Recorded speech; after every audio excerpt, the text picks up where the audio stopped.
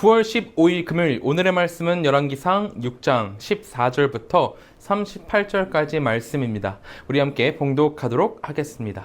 솔로몬이 성전 건축하기를 마치고 백향목 널판으로 성전의 안벽 곧 성전 마루에서 천장까지의 벽에 입히고 또 잣나무 널판으로 성전 마루를 놓고 또 성전 뒤쪽에서부터 20규빗 되는 곳에 마루에서 천장까지 백향목 널판으로 가로막아 성전의 내소 곧 지성소를 만들었으며 내소 앞에 있는 외소 곧 성소의 길이가 40규빗이며 성전 안에 입힌 백향목에는 박과 핀 꽃을 아로새겼고 모두 백향목이라. 돌이 보이지 아니하며 여호와의 언약궤를 두기 위하여 성전 안에 내소를 마련하였는데 그 내소의 안은 길이가 20규빗이요 너비가 20규빗이요 높이가 20규빗이라. 정금으로 입혔고 백향목 제단에도 입혔더라. 솔로몬이 정금으로 외소 안에 입히고 내소 앞에 금사슬로 건너지르고 내소를 금으로 입히고 온 성전을 금으로 입히기를 마치고 내소에 속한 제단의 전부를 금으로 입혔더라. 내소 안에 감람나무로 두 그룹을 만들었는데 그 높이가 각각 10규빗이라. 한 그룹의 이쪽 날개도 5규빗이요 저쪽 날개도 5규빗이니 이쪽 날개 끝으로부터 저쪽 날개 끝까지 10규빗이며 다른 그룹도 10규빗이니 이 두 그룹은 같은 크기와 같은 모양이요 이 그룹의 높이가 10규빗이요 저 그룹도 같았더라. 솔로몬이 내소 가운데에 그룹을 두었으니 그룹들의 날개가 퍼져 있는데 이쪽 그룹의 날개는 이쪽 벽에 닿았고 저쪽 그룹의 날개는 저쪽 벽에 닿았으며 두 날개는 성전의 중앙에서 서로 닿았더라. 그가 금으로 그룹을 입혔더라.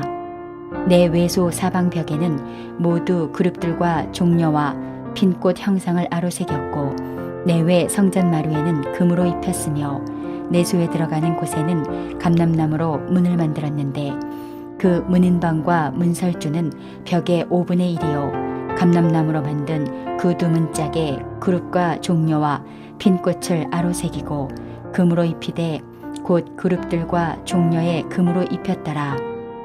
또 외소의 문을 위하여 감람나무로 문설주를 만들었으니 곧 벽의 4분의 1이며 그 두 문짝은 잣나무라. 이쪽 문짝도 두 짝으로 접게 되었고 저쪽 문짝도 두 짝으로 접게 되었으며 그 문짝에 그룹들과 종려와 핀꽃을 아로새기고 금으로 입히되 그 새긴 데에 맞게 하였고 또 다듬은 돌 3켜와 백향목 두꺼운 판자 1켜로 둘러 안뜰을 만들었더라. 넷째해 12월에 여호와의 성전 기초를 쌓았고 11째 해 불, 월, 곧 8째 달에 그 설계와 식양대로 성전 건축이 다 끝났으니 솔로몬이 7년 동안 성전을 건축하였더라.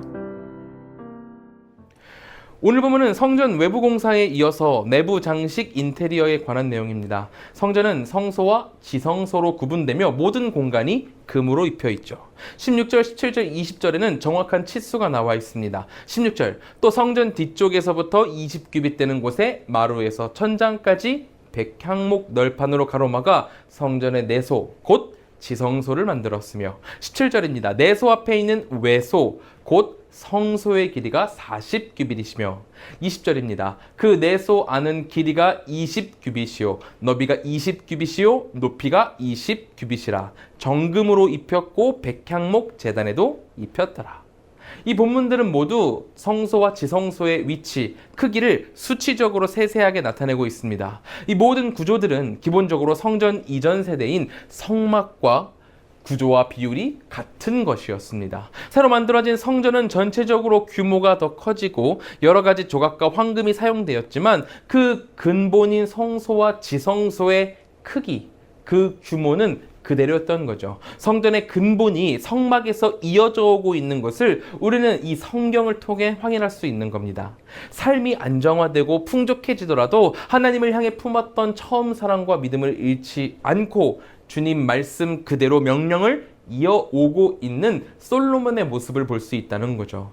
이전에 다윗 시대에 지성소 안에 두는 법궤를 이스라엘 백성 임의로 옮기려 했던 적이 있었죠. 그때 웃사라는 이가 달구지에서 떨어지는 이 법궤를 손으로 막았었는데 이게 하나님의 방법과 달라서 법궤를 옮기는 방법과 법궤를 취급하는 방법과 달라서 그 자리에서 죽은 일이 있었습니다. 다윗은 이 일을 심각하게 여기면서 그 지명을 베레스 웃사라고 명령해 버리기까지 했었죠. 하나님의 명령과 방법을 떠나서는 아무것도 되지 않는다는 것을 솔로몬은 아버지 다윗의 일화에서 너무나 잘 알고 있었던 거예요. 솔로몬의 시대는 다윗의 시대를 지나면서 큰 축복을 받아 풍요롭고 누구보다 강한 시대였습니다. 악한 인간으로서 자랑하고 싶은 마음이 왜 없었겠어요? 이집트의 피라미드처럼 모든 세상이 우러러보게 만들고 싶은 욕심이 엄청나게 솟구쳤을 겁니다. 그럼에도 불구하고 솔로몬은 성소와 지성소의 구조와 비율을 성막에 맞춰서 그대로 본다는 데 집중했습니다. 솔로몬 통치 시기에 이스라엘은 그 광야를 떠돌던 그 불황자 이스라엘 시절과 완전히 달라졌지만 하나님의 명령을 지킨다는 기본 태도는 변하지 않았습니다. 하나님께서는 여전히 세상을 다스리고 계시며 백성들을 인도하고 계시다는 것을 그가 너무나도 잘 알고 있었기 때문이었어요. 여기에서 우리가 주목해야 될 점이 있습니다. 세상이 어떻게 바뀌든 내 상황이 어떻게 변하든 하나님을 향한 믿음과 사랑과 소망, 주님의 말씀에 대한 순종을 놓쳐서는 안 된다는 점입니다. 우리 인간은 어찌나 악한지 우리 앞에 놓여있는 상황이 조금만 좋아져도 자신의 잘남을 뽐내지 못해서 안달입니다. 내가 했고 내가 이뤘고 내가 세웠다는 자만심이 가득한 게 우리 인간의 모습이에요. 그리고는 여러 가지 모습으로 내가 이룬 것들에 대한 기념비를 세우지 못해 안달하는 것도 우리 인간의 모습입니다.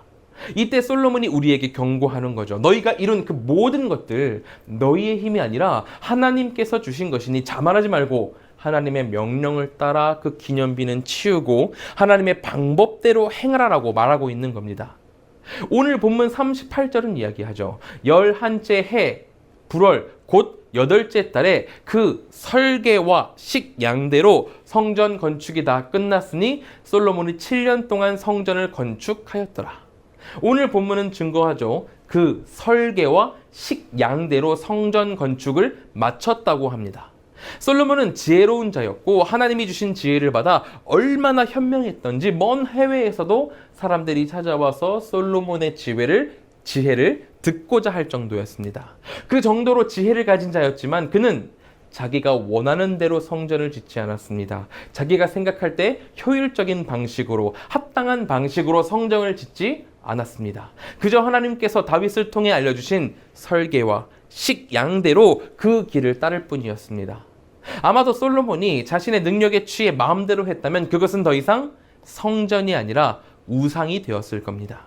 인간의 욕심이 들어가는 순간 그 일은 거룩을 잃고 타락하고 만다는 거죠. 우리의 삶도 마찬가지입니다. 하나님의 말씀대로 살아갈 때 우리의 삶은 성전이 됩니다. 아무리 화려하고 좋은 삶을 산다고 해도 하나님의 말씀대로가 아니라면 그 삶은 거룩을 잃고 하나님에게서 멀어진 것이 되는 거죠. 하나님의 성전다우려면 우리의 삶 또한 하나님의 말씀대로 명령을 따라 차곡차곡 쌓아 올려야 합니다. 오늘 함께 말씀을 묵상하는 우리 모든 성도님들께 이 경고가 함께 하기를 바랍니다. 내 자랑은 모두 내려놓고 믿음, 소망, 사랑 그리고 하나님의 말씀에 순종만을 가지고 주님 앞에 나아가길 바랍니다. 그렇게 우리가 주님 앞으로 나아갈 때 우리는 그때서야 하나님의 나라를 우리 공동체 가운데 이룰 수 있을 것입니다. 모든 것은 다 내려놓고 겸손하고 그리고 경건함으로 하나님 앞에 나아갈 수 있는 우리가 되기를 바랍니다. 우리의 삶의 온전한 성전을 이룰 그날을 기대하며 우리 함께 기도하도록 하겠습니다. 우리 이 시간 같이 기도하실 때에는 첫째로 겸손과 거룩으로 내 삶을 하나님의 성전으로 세우는 우리가 되기를 기도하겠습니다. 둘째로는 한국과 세계를 위해서 기도하겠습니다. 사회, 경제, 문화, 정치, 전쟁 이 모든 것 가운데 주님의 회복이 임하길 기도하길 소망합니다. 셋째로는 감비아의 한병희 김현희 선교사님을 위해서 기도하겠습니다. 어려운 환경에서도 모두가 복음 전도에 열심을 내어 감당할 수 있도록, 또 선교부 산하 장로교 총회의 교회들과 사역자들에게 충만하신 주님의 은혜가 함께 하시고 총회 사역이 활성화될 수 있도록 기도해 주시기 바랍니다. 우리 함께 기도하도록 하겠습니다.